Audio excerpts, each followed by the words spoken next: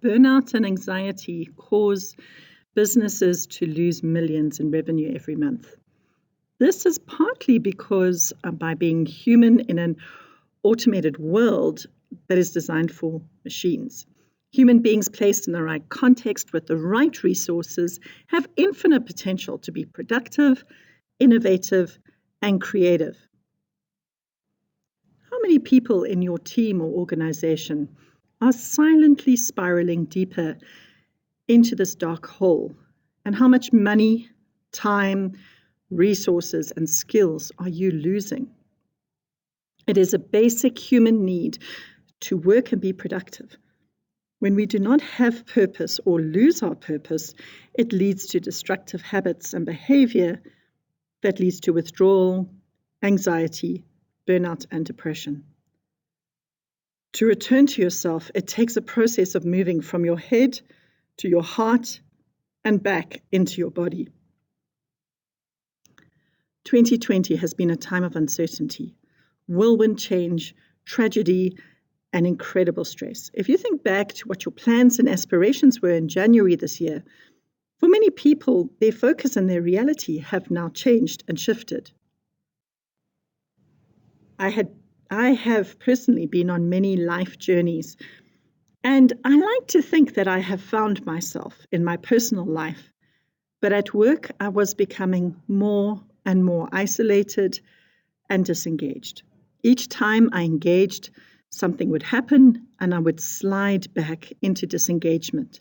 And it was getting harder and harder for me to climb out of that space. This is my story. One day I got up and I felt good about the day. I sat on my back step with a cup of tea, listening to the birds sing, ready for the challenges I would face when I got to work. As soon as I walked in the office, I felt drained and deflated. All the energy seeped out of my body. It felt like no one cared, and that there was no point in getting anything done or being productive. I looked at the pile of work in front of me, and my brain would not compute. I didn't know and couldn't comprehend what was planned for the afternoon, let alone the next day. I just sat staring at the wall, listening to the ticking of the clock. It felt like the walls of my office were closing in on me. My limbs had become heavy. It took a lot of willpower just to get my arms to move. I would sit there and say, "Move," to pick up my pen. I felt like I could not breathe, and I knew I was breathing, but it felt like I was drowning underwater. I had no joy, could see no joy at work. There just seemed to be a nothingness that engulfed me. If anyone walked in or asked me for something, I had a happy mask. I was able to give them what they needed, and as they left, I slid back into my space of nothingness. I realized I was in trouble and needed help. So I called a few friends and allowed them to listen to me and encourage me as they reminded me of the value that I brought and the value of who I am to them. This in itself did not change my nothing space, but one friend told me that I probably experienced an anxiety attack. This gave it a name, and it allowed me to see it as something outside of myself, which then allowed me to take action, to move from this nothing space.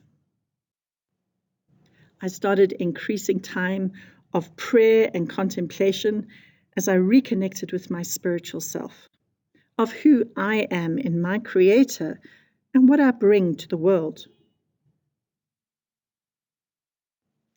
I took time to rest and recover, to have guilt-free time to sleep. I took walks in nature and was actively mindful of noticing the beauty in the nature, the clouds in the sky, the way the sun shines through the swaying leaves of a tree, and to feel the firm earth beneath my feet. In this way, I decided to choose a different filter, a different way of looking at my work, my colleagues, and what I was there for. 2020 had brought a lot of anxiety, and that hasn't changed, but I had control over the way I viewed the changes around me. This gave me a fresh view of the world. It allowed me to breathe. It allowed me to have hope, to seek joy, and to find good things. Yep, that's me, squinting at you as I try smile with the sun fully in my face. My name is Colleen Davis, and I am an executive coach. If what I have described can happen to me, it can also happen to you.